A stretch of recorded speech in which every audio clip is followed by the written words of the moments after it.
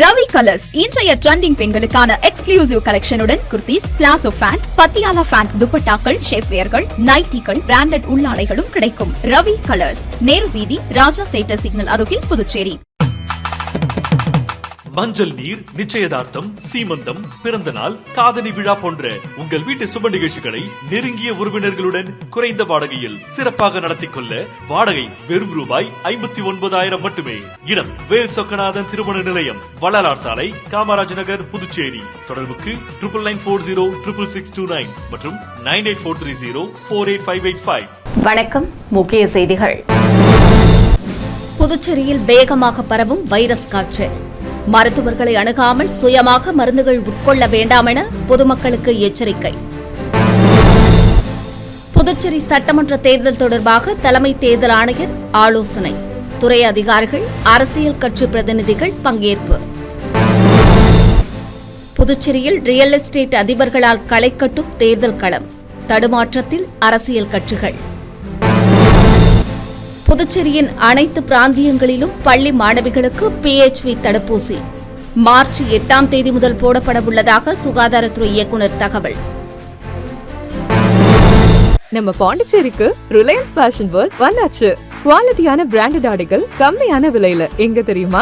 அண்ணா சாலை ரத்னா தியேட்டர் பக்கத்துல இருக்க நம்ம ரிலையன்ஸ் ஃபேஷன் வேர்ல்ட் தான். இங்க கலெக்ஷன்ஸ் எல்லாமே ட்ரெண்டுக்கு ஏத்த மாதிரி இருக்கு. பெண்களுக்கான அனைத்து விதமான kurtas, open tops, western type tops, cotton pant, leggings, shawl, night dress, ஆண்களுக்கான formal shirt, casual shirt, T shirt, men's denim, cotton pant, full size T shirt, kurta set, track pants, ஷார்ட்ஸ்னு எல்லாமே இருக்கு. அப்புறம் உங்க வீட்டு செல்ல குட்டீஸ்க்கு அழகழகான frocks, shirts, T shirt, jeans பேண்ட்னு எல்லாமே எக்கச்சக்க கலெக்ஷன்ஸ். இன்னும் ஃபார்மல் அண்ட் கேஷுவல் ஷூஸ் கூட இருக்கு. விழாக்கால சிறப்பு சலுகையாக நீங்கள் வாங்கும் அனைத்து ஆடைகளுக்கும் சிறப்பு ஆஃபர்களுடன் நிச்சய பரிசுகளும் உண்டு. கம்மியான பிரைஸ்ல பிராண்டட் ஆடைகள் வாங்க அண்ணா சாலை ரிலையன்ஸ் ஃபேஷன் வேர்ல்ட் வாங்க. Reliance fashion world, the family fashion destination, number 460, அண்ணா சாலை, ரத்னா தியேட்டர் அருகில், புதுச்சேரி. இனி விரிவான செய்திகள். புதுச்சேரியில் பரவும் வைரஸ் காய்ச்சல் காரணமாக அரசு பொது மருத்துவமனைகளில் பொதுமக்கள் நீண்ட வரிசையில் காத்திருந்து சிகிச்சை பெற்று வரும் சூழ்நிலையில் சுயமாக மருந்து உண்பதை தவிர்க்க வேண்டும் என்று சுகாதாரத்துறை அறிவுறுத்தியுள்ளது.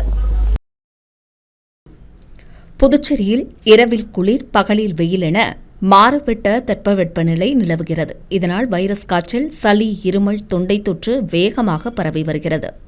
வைரஸ் காய்ச்சலால் குழந்தைகள் முதல் பெரியோர்கள் வரை பாதிக்கப்பட்டு அரசு மருத்துவமனைகளில் சிகிச்சை பெற்று வருகின்றனர். இதனால் அரசு மருத்துவமனைகள் மற்றும் தனியார் மருத்துவமனைகளில் நாள்தோறும் மக்கள் சிகிச்சைக்காக காத்திருக்கும் சூழ்நிலைக்கு தள்ளப்பட்டுள்ளனர். இந்த காய்ச்சலில் பாதிக்கப்பட்டவர்கள் குணமடைய 4 முதல் 10 நாட்கள் தேவைப்படுகிறது. காய்ச்சல் குறையாதவர்களுக்கு இரத்த பரிசோதனைகளும் மேற்கொள்ளப்பட்டு வருகின்றன. தட்பவெப்பநிலை மாற்றத்தால் வைரஸ் காய்ச்சல் பரவுவதாகவும், நோய் எதிர்ப்பு சக்தி உள்ளவர்களுக்கு எந்த பிரச்சனையும் இல்லை என்றும், குறைவாக உள்ளவர்களுக்கு காய்ச்சல் வந்தால் அதிக நாட்கள் இருக்கும் என சுகாதாரத்துறை அறிவுறுத்தியுள்ளது. நீரிழிவு, உயர் ரத்த அழுத்தம் உள்ளவர்கள், குழந்தைகளுக்கு காய்ச்சல் வந்தால் குணமடைய 10 நாட்கள் ஆகும் என்றும், காய்ச்சல் வந்தால் தனிமைப்படுத்திக் கொண்டு ஊட்டச்சத்து மிக்க உணவுகளை உட்கொள்ள வேண்டும் என்றும், நன்கு சுட வைத்து ஆற வைத்த தண்ணீரை பருக வேண்டும் என்றும் அறிவுறுத்தப்பட்டுள்ளது. மேலும் காய்ச்சல் வந்தவர்கள் சுயமாக மருந்து எடுத்துக் கொள்வது ஆபத்தானது என்றும், 2 நாட்களில் காய்ச்சல் குறைந்தது போல் தெரியும் என்றும், அதன் பிறகு வைரஸ் கிருமி வீரியத்தோடு செயல்படும் எனவும் எச்சரிக்கை விடுக்கப்பட்டுள்ளது. எனவே காய்ச்சல் உள்ளவர்கள் அரசு மருத்துவமனையில் மற்றும் ஆரம்ப சுகாதார நிலையங்களுக்கு சென்று மருத்துவரை நேரில் சந்தித்து மருந்துகளை உட்கொள்ள வேண்டும் என சுகாதாரத்துறை அறிவுறுத்தியுள்ளது.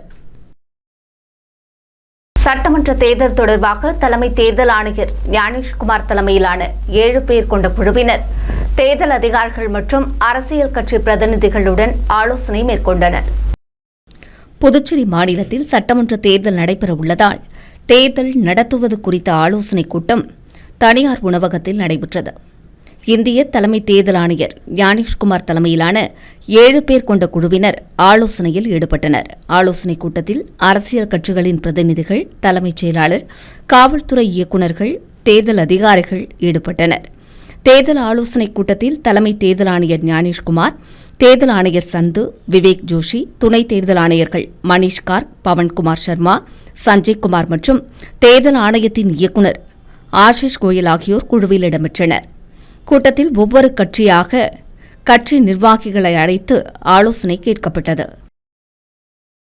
புதுச்சேரியில் ரியல் எஸ்டேட் அதிபர்கள் தேர்தல் களத்தில் இறங்கியுள்ளதால் அரசியல் கட்சிகள் கலக்கத்தில் உள்ளனர். நாடு முழுவதும் 20 ஆண்டுகளுக்கும் மேலாக ரியல் எஸ்டேட் தொழில் கொடிகட்டி பறந்து வருகிறது. தங்களுக்கு சொந்தமாக தனி வீடு என்ற நாட்டு மக்களின் எண்ணம் ரியல் எஸ்டேட் தொழிலை விரிவடைய செய்தது. புதுச்சேரியில் ஏற்கனவே நிலப்பரப்பு குறைவு என்பதால் நிலத்தின் மதிப்பு நாளுக்கு நாள் உயர்ந்து கொண்டே செல்கிறது. நகரையொட்டிய புறநகர் பகுதிகள், மாநில எல்லைகளிலும் நிலத்தின் மதிப்பு அதிக அளவில் உள்ளது.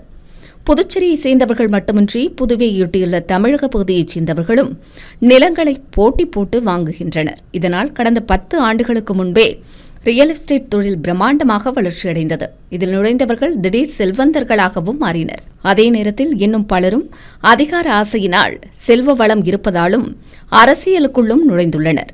புதுச்சேரி சிறிய மாநிலம் என்பதாலும் சராசரியாக தொகுதிகளில் 30,000 வாக்காளர்கள் உள்ளனர் என்பதும் ரியல் எஸ்டேட் அதிபர்களுக்கு பெரும் வசதியாக அமைந்தது. இது புதுச்சேரி அரசியல் களத்தையே புரட்டி போட்டுள்ளது. சீட் கிடைக்காவிட்டால் அப்படியே எதிரணிக்கு செல்லவும் இவர்கள் தயக்கம் காட்டுவதில்லை. இதனால் புதுச்சேரி அரசியலே ரியல் எஸ்டேட் அதிபர்களால் தடுமாறி நிற்கிறது. மார்ச் 8ஆம் தேதி முதல் புதுச்சேரி அனைத்து பிராந்தியங்களிலும் 14 வயதுக்குட்பட்ட மாணவிகளுக்கு கர்ப்பப்பை வாய் புற்றுநோய் தடுப்பூசி போடப்பட உள்ளதாக சுகாதாரத்துறை இயக்குநர் தெரிவித்துள்ளார். இது தொடர்பாக செய்தியாளர்களுக்கு பேட்டியளித்த அவர், இந்தியாவில் பெண்களுக்கு ஏற்படும் கர்ப்பப்பை வாய் புற்றுநோய் 2வது இடத்தில் உள்ளது என்று கூறினார். 99.7% கர்ப்பப்பை வாய் புற்றுநோய் மனித பாப்பிலோமா வைரஸான HPV வைரஸால் ஏற்படுவதாகவும் இந்த புற்றுநோயை HPV தடுப்பூசி மூலம் முழுமையாக தடுக்கலாம் என்றும் தெரிவித்துள்ளார். இந்த இலவச தடுப்பூசி திட்டத்தை பிரதமர் நரேந்திர மோடி வருகிற பிப்ரவரி 28ஆம் தேதி ராஜஸ்தான் மாநிலம் அஜ்மீரில் துவக்கி வைக்க உள்ளதாகவும், திட்டத்தின் கீழ் 14 முதல் 15 வயது உட்பட்ட சிறுமிகளுக்கு இலவசமாக HPV தடுப்பூசி செலுத்தப்படும் என்றும் அவர் தெரிவித்தார். 4000 விலையுள்ள தடுப்பூசியை மத்திய அரசு தகுதியுள்ள அனைவருக்கும் இலவசமாக தரவுள்ளதாகவும், புதுச்சேரி, காரைக்கால், மாஹே, ஏனாமில் அரசு மற்றும் தனியார் பள்ளிகளில் பயிலும் 14,000 சிறுமிகளுக்கு ஆரம்ப சுகாதார நிலையங்கள் மூலம் தடுப்பூசி போடப்படும் என்றும் அவர் கூறினார். எதிர்வரும் மார்ச் 8ஆம் தேதி முதல் 3 மாதங்களுக்கு தினந்தோறும் வேலை நாட்களில் காலை 9 மணி முதல் பிற்பகல் 1 மணி வரை மாணவிகளுக்கு தடுப்பூசி செலுத்தப்படும் என்றும் அவர் கூறினார். அதன் பிறகு தடுப்பூசி திட்டங்களில் வியாழக்கிழமைகளில் வாரம் ஒரு நாள் போடப்படும் என்றும், பெற்றோரின் முழு ஒப்புதல் பெற்ற பிறகே சிறுமிகளுக்கு தடுப்பூசி போடப்படும் என்றும் அவர் கூறினார். இதில் பக்க விளைவுகள் இல்லை என்றும் பாதுகாப்பானது என்று தெரிவித்த அவர், புதுச்சேரியில் தற்போது வைரஸ் காய்ச்சல் மட்டுமே பரவியுள்ளதாகவும் பறவை காய்ச்சலுக்கான அறிகுறிகள் இல்லை என்றும் தெளிவுபடுத்தினார். இந்த வேக்சினை 28ஆம் தேதி அறிமுகப்படுத்துறாங்க. இந்த வேக்சின் அதாவது 14 வயசுக்கு உட்பட்ட மேற்பட்ட பெண்களுக்கு, ஸ்கூல் குழந்தைகளுக்கு இதை கொடுக்கப்படும். இது எப்ப கொடுக்கப்படும்னா, தினைக்கும் காலையில 9 மணிலேருந்து 1 மணி வரைக்கும் கொடுக்கப்படும். ஒரு 3 மாசத்துக்கு கண்டினியூஸா கொடுக்கப்படும். அதுக்கப்புறம் வாரத்துக்கு ஒரு தடவை இது கொடுக்கப்படும். இது எல்லோரும் இதை விழிப்புணர்வுக்காக இந்த கூட்டத்தை கூட்டி இருக்குது. உங்க பிரஸ் மூலயமா மக்களுக்கு விழிப்புணர்வு ஏற்படணும். இதனால இது எக்ஸ்டென்சிவா டெஸ்ட் பண்ணப்பட்ட வேக்சின். இது பாதுகாப்பானது. இதை ஸ்கூல் டீச்சருக்கு நம்ம இதை நிறைய கோச்சிங்லாம் கொடுத்துருக்கோம். யாருக்கு? ஸ்கூல் டீச்சர்ஸுக்கு. இதன் பக்க விளைவுகள் என்ன, இது எதற்காக போட்டுக்கொள்ளணும், இதெல்லாம் பக்கமா சொல்லியிருக்கோம். இதோடைய தீய விளைவுகள் ரொம்ப கம்மி, நற்பண்புகள் தான் அதிகம். அதனால இந்த எல்லாரும் புதுச்சேரி மாநிலத்தில் உள்ள அனைத்து பெண் குழந்தைகள் பாதுகாப்பிற்கு இந்த தடுப்பூசியை போட்டுக்கொள்ளுமாறு சுகாதாரத்துறை வேண்டிக் கொள்கிறது. 60 வயது நிறைந்தவர்களுக்கும் தீபாவளி உதவித்தொகை வழங்கிட வேண்டும் என்பன உள்ளிட்ட பல்வேறு கோரிக்கைகளை வலியுறுத்தி கட்டிட தொழிலாளர் நலச்சங்கத்தினர் தர்ணா போராட்டத்தில் ஈடுபட்டனர். புதுச்சேரி மாநில கட்டிடக்கலை தொழிலாளர் சங்கத்தின் சார்பில் தட்டாஞ்சாவடி தொழிலாளர் நலவாரியம் அலுவலகம் முன்பு தர்ணா போராட்டம் நடைபெற்றது. போராட்டத்திற்கு சங்கத் தலைவர் விஸ்வநாதன் தலைமை வகித்தார். பொதுச் செயலாளர் சந்திரசேகரன் முன்னிலை வகித்தார். நிர்வாகிகள் ஞானவேர், பாலன், ராஜகுமாரி உள்ளிட்டோர் முன்னிலை வகித்தனர். AITUC கௌரவ தலைவர் அபிஷேகம், மாநில தலைவர் தினேஷ் பொன்னையா, பொதுச் செயலாளர் அந்தோணி, பொருளாளர் துரைசெல்வம் ஆகியோர் போராட்டத்தில் கண்டன உரையாற்றினர். கட்டிட தொழிலாளர் நல வாரியத்தை முடக்கக்கூடாது என்றும் தொழிலாளர் சட்ட தொகுப்புகளை வாபஸ் பெற வேண்டும், 60 வயது நிறைந்தவர்களுக்கு தீபாவளி உதவித்தொகை வழங்கிட வேண்டும், பெண் தொழிலாளர்களுக்கு மகப்பேறு உதவித்தொகை வழங்கிட வேண்டும் உள்ளிட்ட பல்வேறு கோரிக்கைகளை வலியுறுத்தி தர்ணா போராட்டம் நடைபெற்றது. இதில் சங்க நிர்வாகிகள் பலர் கலந்து கொண்டு கோரிக்கைகளை வலியுறுத்தி கோஷங்களை எழுப்பினர்.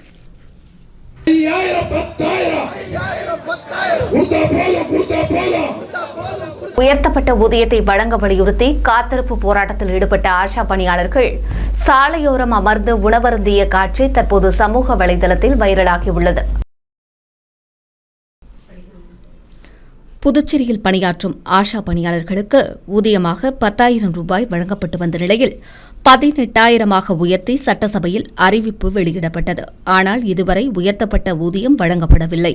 இந்நிலையில் உயர்த்தப்பட்ட ஊதியத்தை வழங்க வலியுறுத்தி ஆஷா பணியாளர்கள் முதலமைச்சரை சந்திக்க சட்டசபை அருகே கடந்த சில தினங்களாக காத்திருப்பு போராட்டத்தில் ஈடுபட்டு வந்தனர். ஆனால் முதலமைச்சரை சந்திக்க முடியவில்லை.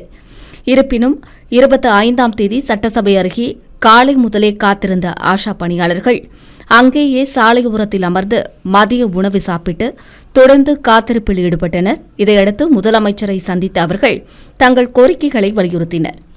சம்பள உயர்வு குறித்து பேச்சுவார்த்தை நடைபெற்று வருவதாகவும் விரைவில் உயர்த்தப்பட்ட தொகை வழங்கப்படும் எனவும் முதலமைச்சர் தெரிவித்தார்.